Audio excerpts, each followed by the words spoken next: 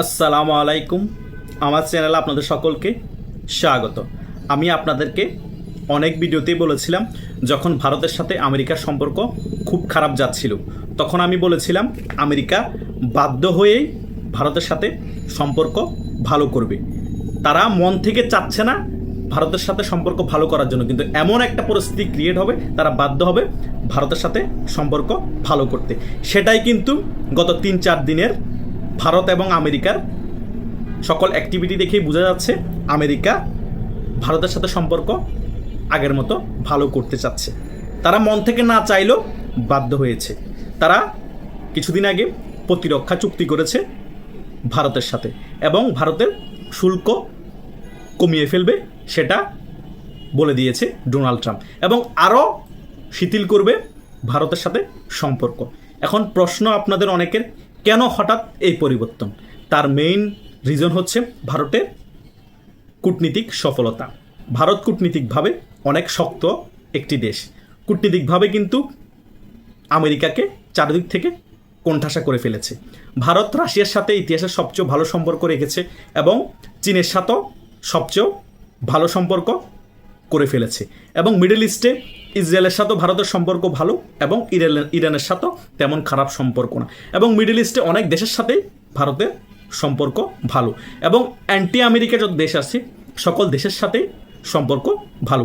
এবং দক্ষিণ এশিয়ার মধ্যে এখন মালদ্বীপের সাথে সম্পর্ক ভালো হয়ে গিয়েছে, নেপালের সাথে সম্পর্ক ভালো হয়ে গিয়েছে, এবং ভুটানের সাথেও সম্পর্ক ভালো হয়ে গিয়েছে। এইদিকে শুধু পাকিস্তান আর এখন নতুন করে বাংলাদেশের সাথে ভারতের একটু সম্পর্ক খারাপ যাচ্ছে। এখন আমেরিকা চিন্তা করে দেখলো, আমি ছোট একটা স্বার্থের জন্য বৃহৎ স্বার্থ জলাঞ্জলি দিতে পারি না। বাংলাদেশের মধ্যে আমি অবস্থান তৈরি করার জন্য, ভারতকে কোণঠাসা করার জন্য পাকিস্তানকে একতরফা সাপোর্ট দিয়ে, বাংলাদেশকে একতরফা ডক্টর ইউনূসকে সাপোর্ট দিয়ে ভারতের সাথে আমি লাড়ালাড়ি করে লাভ হবে না, বরং আমার ক্ষতি হতে পারে। অলরেডি হিতে বিপরীত হওয়া শুরু করে দিয়েছে। কেন? সম্পূর্ণরূপে দক্ষিণ এশিয়া থেকে তল্পিতল্পা নিয়ে পালিয়ে যাওয়ার অবস্থা হয়ে গিয়েছে আমেরিকার। কারণ এদিকে চীনের সাথে সম্পর্ক খারাপ, ভারতের সাথে সম্পর্ক খারাপ, অন্যান্য যে সকল ছোটোখাটো রাষ্ট্র আছে সকল দেশের সাথে সম্পর্ক খারাপ করে ফেললো, রাশিয়ার সাথে সম্পর্ক খারাপ। তাহলে পাকিস্তান আর বাংলাদেশ দিয়ে কি আঙ্গুল চুষবে আমেরিকা? কিছুই করতে পারবে না। কারণ বিশ্বের মধ্যে এখন 4টা দেশই সবচেয়ে প্রভাবশালী দেশ, অর্থনৈতিকভাবে শক্তিশালী। সে দেশগুলো কি? আমেরিকা, চীন, রাশিয়া এবং ভারত। আর এই 3টা দেশের মধ্যে সবচেয়ে সেন্টিগ্রেড হচ্ছে রাশিয়া, চীন এবং ভারত। এই 3টা দেশই এখন সেন্টিগ্রেড, আমেরিকাকে বাইরে রেখেছে। এখন আমেরিকা যদি দক্ষিণ এশিয়ার মধ্যে নিয়ন্ত্রণ রাখতে হয়, ভারতকে প্রয়োজন, এটা একদম ক্লিয়ার। কারণ চীন আমেরিকার সাথে সম্পর্ক মোটামুটি শিথিল করলে ওই লেভেলের বন্ধুত্বপূর্ণ সম্পর্ক করবে না, একমাত্র ভারতই করবে। কারণ ভারতেরও দক্ষিণ এশিয়ার মধ্যে আধিপত্য বজায় রাখতে হবে, সকলের সাথে ব্যালেন্স সম্পর্ক করে।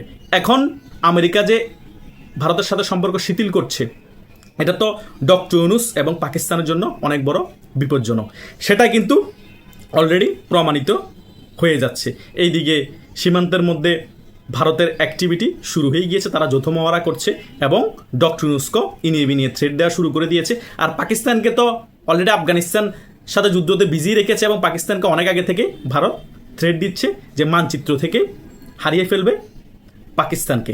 এখন বিপাকে পড়ে গিয়েছে ডক্টর ইউনূস এবং পাকিস্তান। সে কারণে ডক্টর ইউনূস পৃথিবীর কোনো দেশের কাছে সমর্থন না পেয়ে আমেরিকারও সমর্থন আস্তে আস্তে হারিয়ে ফেলে পাকিস্তানের দিকে ঝুঁকে গিয়েছে। বাংলাদেশের সেনাবাহিনী এখন পাকিস্তানে যাবে বলছে। কিছুদিন আগে পাকিস্তানের উচ্চতর অনেক সেনাবাহিনী বাংলাদেশে এসেছে। এভাবে করে কি ডক্টর ইউনূস রেজিম টিকে থাকতে পারবে? এবং ডক্টর ইউনূস পাতানো নির্বাচন দিয়ে যে সরকার আসবে তারা টিকে থাকতে পারবে? অসম্ভব। আপনারা যদি স্ট্যাম্প দিয়ে লিখে নিয়ে যেতে চান, আমি স্ট্যাম্প করে আপনাদেরকে লিখে দিতে পারবো, সম্ভব না।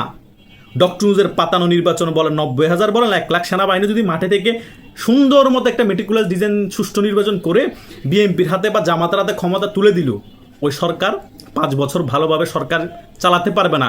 জনগণ অতিষ্ঠ হয়ে রাজপথে নামবে, আওয়ামী লীগের কর্মীরা নামা লাগবে না। আর এইদিকে কূটনীতিকভাবে সকল দিক থেকে ঘিরে ফেলবে ভারত, এবং আমেরিকারও পুরো সমর্থন থাকবে না। আমেরিকা ভারতের সাথে সম্পর্ক শিথিল করবে, ভারতের হাতেই বাংলাদেশের ব্যাপারটা ছেড়ে দিবে। পাকিস্তান কুলায় উঠতে পারবে না, চীনও সম্পূর্ণরূপে ভারতের অ্যান্টিতে যাবে না। আর এদিকে রাশিয়া তো আছে চীনকে বুঝ দেওয়ার জন্য যে ভারতও আমাদের মিত্র, তেমন কিছু করার দরকার নেই, বাংলাদেশকে ভারত নিয়ন্ত্রণ করুক। কারণ এখানে ভারত যদি নিয়ন্ত্রণ না করে আমেরিকার আধিপত্যবাদ বিস্তার হবে, আর পাকিস্তানও আধিপত্যবাদ বিস্তার করলে সেটাও কিন্তু আমাদের জন্য হুমকি, কারণ পাকিস্তান বিতর্কতভাবে আমেরিকার অনেক আগের মিত্র। এটাই বাস্তবতা। তাই ওয়ার্ল্ড রাজনীতি এত সোজা বিষয় না, যত সোজা বিষয় চিন্তা করে রাজাকারের নাতিপুতিরা এবং বিএনপির রাজনীতিকবিদরা। ওরা অনেক সিনিয়র, অনেক বর্ষের রাজনীতি, 40-50 বছর রাজনীতি করতেছে, কিন্তু বয়সের ভারতে অনেক সময় ব্রেনও না কাজ করতে পারে, অনেক কিছু নাও মিলাতে পারে। দাবা খেলার মধ্যে একটা বাচ্চা শিশুও কিন্তু 70-80 বছরের বৃদ্ধকে হারিয়ে দেওয়ার ক্যাপাসিটি রাখে। রাজনীতিও কিন্তু সেম দাবা ঘরের মতো এবং দাবা খেলার মতো। একটা চাল ভুল দিবেন, বাচ্চা শিশু ব্রেনের কাছে অনেক বর্ষের রাজনীতিও কিন্তু মার খেয়ে যেতে পারে, যেটা 5 আগস্ট এই টোকাই সমন্বয়করা করে দেখিয়েছে। এটা কিন্তু ষড়যন্ত্রমূলক হলো, করতে তো পেরেছে মেটিকুলাস ডিজাইনের মাধ্যমে। তাই রাজনীতিতে বড় হিসাব করে লাভ নাই। মাথা যারটা ভালো কাজ করবে, সূক্ষ্মভাবে কাজ করবে, সেই জিতবে। দাবা খেলার মতোই এই রাজনীতিটা। দাবা খেলার মধ্যে যার চাল ভালো হবে, যে ব্রেন খাটাতে পারবে, সে ছোট হোক বা বড় হোক, চালের উপর নির্ভর করে কে জিতবে, এটাই হচ্ছে মেইন কথা। আর রাজনীতিক ইথিক্সও কিন্তু এই কথা বলে। তাই বিএনপি অনেক কিছু কিন্তু রাজনীতিতে ভুল করছে। সামনে আরও একটা সবচেয়ে বড় ভুল করছে, যে আওয়ামী লীগ এবং জাতীয় পার্টিকে ছাড়া সাজানো নির্বাচনে তারা অংশগ্রহণ করছে, এবং তারা প্রেশারও দিচ্ছে এই সাজানো নির্বাচনটা যাতে ফেব্রুয়ারিতে খুব তাড়াতাড়ি হয়ে যাক, যাতে তারা ক্ষমতায় আসতে পারে। এটা যে কত বড় বুমেরাং হবে বিএনপির রাজনৈতিক দলের জন্য এবং বিএনপি নেতাদের জন্য, তারা কল্পনা করতে পারছে না। বিএনপি তো 2006 সালে পতনের পর 19 বছর ক্ষমতার বাইরে। আগামীতে যদি 3-4 বছরের ভিতর আবার সরকারের আসার পরে পতন হয়ে যায়, তাহলে বিএনপি 50 বছরের জন্য রাজনীতির বাইরে চলে যাবে। এটা 100%। কেন বিএনপি যারা সিনিয়র নেতৃবৃন্দ আছে, যারা বর্ষের নেতা আছে, তারা এই ব্যাপারটা কেন বুঝতেছে না? আওয়ামী লীগ জোর করে পাতানো নির্বাচন দিয়ে ক্ষমতায় আসার ফলে হয়তোবা শেখ হাসিনা স্টিমুলার চালিয়ে 5-10 বছর ক্ষমতায় বাড়তি থাকতে পেরেছে, কিন্তু বিএনপিও যদি এভাবে ক্ষমতা থাকতে হয়, এই চেষ্টা করতে হবে। বাংলাদেশ একটা জিনিস দেখতে দেখতে একেবারে তিক্ত হয়ে গিয়েছে। বিএনপিও যদি আওয়ামী লীগের মতো সেম কাজটা করে, জোর জবস্তি করে ক্ষমতায় থাকে, পাতানো নির্বাচন দিয়ে ক্ষমতায় আসে, আওয়ামী লীগের সাথে কি হয়েছে তার 10 থেকে 20 গুণ আওয়ামী লীগ এবং সাধারণ জনগণ বিএনপির সাথে করবে না? আপনাদের কি মনে হয় করবে না? 100% করবে। তাহলে ওই অবস্থা যদি বিএনপি তখন তৈরি হয়, আওয়ামী লীগের মতো তো সাংগঠনিকভাবে বিএনপি অনেক শক্তিশালীও না, এবং অনেক শিক্ষিত এডুকেটেড পার্সনও কিন্তু বিএনপির কর্মীদের মধ্যে, সাধারণ কর্মীদের মধ্যে কম। তো বিএনপিকে উঠে দাঁড়াতে পারবে? উঠে দাঁড়াতে পারবে না। 2006 সালে যদি বিএনপির জায়গায় ওই রকম আওয়ামী লীগের পতন হতো, আওয়ামী লীগের কি ক্ষমতা আসতে এরকম 19 বছর সময় লাগতো? কখনোই লাগতো না। একমাত্র বিএনপির সাংগঠনিক অদক্ষতার কারণে, এবং বিএনপির সাধারণ যে সকল কর্মী আছে ওগুলো বেশিরভাগই অশিক্ষিত মূর্খ, সেই কারণে বিএনপি জনপ্রিয় থাকার পরে 19 বছর ক্ষমতার বাইরে থাকতে হয়েছে। এটাই বাস্তবতা। আওয়ামী লীগ দেখেন ষড়যন্ত্রমূলক 5 আগস্ট একটি গণঅভ্যুত্থানের মাধ্যমে পতন হয়েছে, তবুও কিন্তু আওয়ামী লীগ 14 মাসে ঘুরে আসার জন্য পাগল প্রায় হয়ে গিয়েছে। খুব তাড়াতাড়ি শীঘ্রই আওয়ামী লীগ ঘুরে দাঁড়াবে এবং শেখ হাসিনা বাংলাদেশে ফিরে আসবে। অনেকে তো কল্পনা করা শুরুই করে দিয়েছে আওয়ামী লীগ আবার ক্ষমতা চলে আসবে খুব শীঘ্রই। তার মানে বুঝে না আওয়ামী লীগের সাংগঠনিক দক্ষতা। আওয়ামী লীগের মিডিয়া দুর্বল ছিল, এখন আওয়ামী লীগের মিডিয়া বাংলাদেশের সবচেয়ে শক্তিশালী হয়ে গিয়েছে 14 মাসের মধ্যে। এটাই হচ্ছে রাজনৈতিক ক্যালিবার, এটাই হচ্ছে সাংগঠনিক দক্ষতা, যেটা বিএনপির জনপ্রিয়তা থাকার পরও বিএনপি করতে পারছে না।